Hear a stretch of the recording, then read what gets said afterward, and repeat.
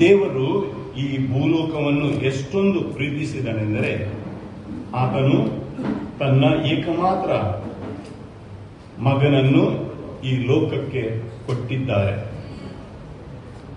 ಆತ ಸಾರಿದ ಪ್ರೀತಿ, ಕ್ಷಮೆ, ದಯೆ, ಕರುಣೆ, ನ್ಯಾಯ, ನೀತಿ, ಸೌಹಾರ್ದತೆ ಇವೆಲ್ಲವನ್ನು ನಮ್ಮ ಜೀವನದಲ್ಲಿ ಅಳವಡಿಸಿ ಜೀವಿಸಲು ಬೇಕಾದ ಎಲ್ಲ ವರಗಳನ್ನು ಹಾಗೂ ಕೃಪಾಶೀರ್ವಾದಗಳನ್ನು ಅನುಗ್ರಹಿಸೆಂದು ನಿನ್ನಲ್ಲಿ ಭಿನ್ನಯಿಸುತ್ತೇವೆ. ತಥಾಸ್ತು.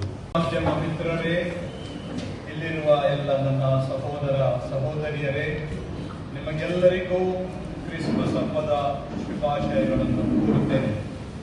ಕ್ರಿಸ್ಮಸ್ ಹಬ್ಬದ ಈ ಪವಿತ್ರ ಸಂದರ್ಭದಲ್ಲಿ ಯೇಸು ಕ್ರಿಸ್ತರು ಈ ಜಗತ್ತಿಗೆ ತಂದ ಪ್ರೀತಿ, ಶಾಂತಿ ಮತ್ತು ಮಾನವೀಯತೆಯ ಶಾಶ್ವತ ಸಂದೇಶವನ್ನು ನಾವು ಇವತ್ತು ಕೃತಜ್ಞತೆಯಿಂದ ಸ್ಮರಿಸುತ್ತೇವೆ.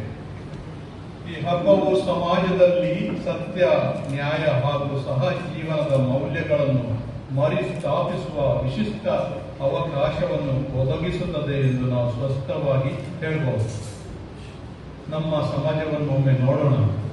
ನಮ್ಮ ಸಮಾಜದಲ್ಲಿ ಹಿಂಸೆ, ವಂಚನೆ, ತಪ್ಪು ಮಾಹಿತಿ ಹಾಗೂ ಪರಸ್ಪರ ಅವಿಶ್ವಾಸವನ್ನು ಉತ್ತೇಜಿಸುವ ಸವಾಲುಗಳು ಹೆಚ್ಚುತ್ತಲೇ ಇವೆ. ಸಾರ್ವಜನಿಕ ವಲಯಗಳಲ್ಲಿ ಸತ್ಯ, ನ್ಯಾಯ ಮತ್ತು ಸೌಹಾರ್ದ ಕುಂದುತ್ತಿರುವುದು ದೇಶದ ಭವಿಷ್ಯದ ಹಿತದೃಷ್ಟಿಯಿಂದ ಚಿಂತಾಜನಕವಾಗಿ ಪರಿಣಮಿಸಿದೆ. ವ್ಯಕ್ತಿಯ ಖಾಸಗಿತನ, ಗೌರವಯುತ ಜೀವನ ಹಾಗೂ ಧಾರ್ಮಿಕ ಸ್ವಾತಂತ್ರ್ಯದಂತಹ ಮೂಲಭೂತ ಹಕ್ಕುಗಳು ದಿನದಿಂದ ದಿನಕ್ಕೆ ಅಪಾಯದ ಅಂಚಿಗೆ ಹೋಗುತ್ತಿವೆಯೋನೋ ಎಂಬಂತೆ ಕಾಣುತ್ತಿವೆ. ಜಾತಿ, ಧರ್ಮ, ಕುಲ, ಅಂತಸ್ತು ಇವುಗಳ ಆಧಾರದ ಮೇಲೆ ಒಬ್ಬರಿಗೊಬ್ಬರನ್ನು ಎತ್ತಿಕಟ್ಟುವುದು ಜಾಸ್ತಿಯಾಗುತ್ತಾ ಇದೆ.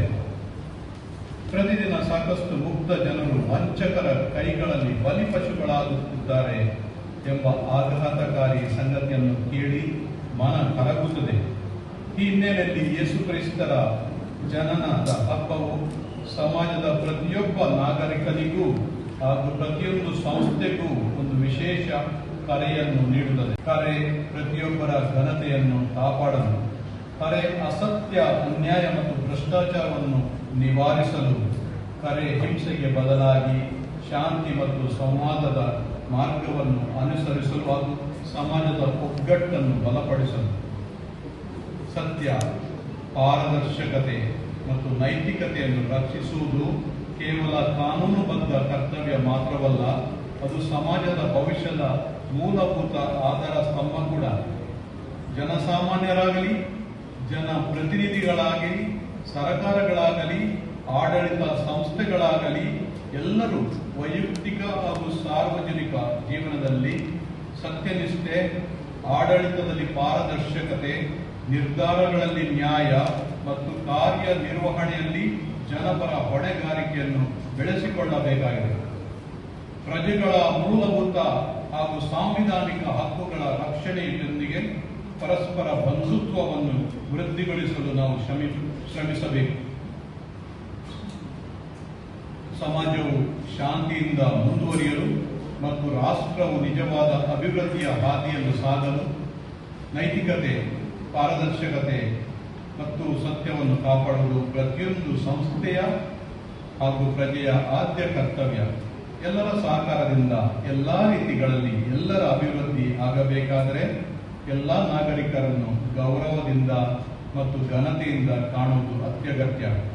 ಹಾಗಾಗಿ 2025ನೇ ಜುಬಿಲಿ ವರ್ಷದ ಕ್ರಿಸ್ಮಸ್ ಹಬ್ಬವು ನಮ್ಮ ದೇಶಕ್ಕೆ ಶಾಂತಿ, ಸಮಾಜಕ್ಕೆ ಸಮನ್ವಯ, ಸಾರ್ವಜನಿಕ ಬದುಕಿಗೆ ನೈತಿಕ ಪುನರುಜ್ಜೀವನ ಮತ್ತು ಪ್ರತಿಯೊಬ್ಬ ನಾಗರಿಕನ ಜೀವನಕ್ಕೆ ಭರವಸೆಯ ಹೊಸ ಕಿರಣವನ್ನು ತಂದುಕೊಡಲಿ ಎಂದು ನನ್ನ ಆಶಯ. ಪ್ರೀತಿ, ಸತ್ಯ ಮತ್ತು ಶಾಂತಿಯ ಬೆಳಕು ನಮ್ಮ ಮನೆಗಳಲ್ಲಿ ಮಾತ್ರವಲ್ಲ, ಸಾರ್ವಜನಿಕ ವ್ಯವಸ್ಥೆಯಲ್ಲಿ, ಎಲ್ಲ ರೀತಿಯ ಸಂಸ್ಥೆಗಳಲ್ಲಿ ಮತ್ತು ರಾಷ್ಟ್ರದ ನಿರ್ಧಾರಗಳಲ್ಲಿ ಸಹ ಹೊಳೆಯಲಿ ಎಂಬುದೇ ನನ್ನ ಪ್ರಾರ್ಥನೆ. ಬೆಳಕು ಕತ್ತಲನ್ನು ನಿವಾರಿಸುತ್ತದೆ, ಪ್ರೀತಿ ದ್ವೇಷವನ್ನು ಗೆಲ್ಲುತ್ತದೆ ಹಾಗೂ ಶಾಂತಿ ಭಯವನ್ನು ಹೋಗಲಾಡಿಸುತ್ತದೆ ಎಂಬ ಸತ್ಯವೇ ನಮ್ಮದಾಗಲಿ. ನಾಡಿನ ಸಮಸ್ತ ಬಂಧುಗಳಿಗೆ ಕ್ರಿಸ್ಮಸ್ ಹಬ್ಬದ ಹಾಗೂ ಹೊಸ ವರ್ಷದ ಹಾರ್ದಿಕ ಶುಭಾಶಯಗಳು. ತಮ್ಮೆಲ್ಲರ ಮೇಲೆ, ತಮ್ಮ ಕುಟುಂಬಗಳ ಮೇಲೆ ದೇವರ ಆಶೀರ್ವಾದಗಳನ್ನು ಆಶಿಸುತ್ತೇನೆ.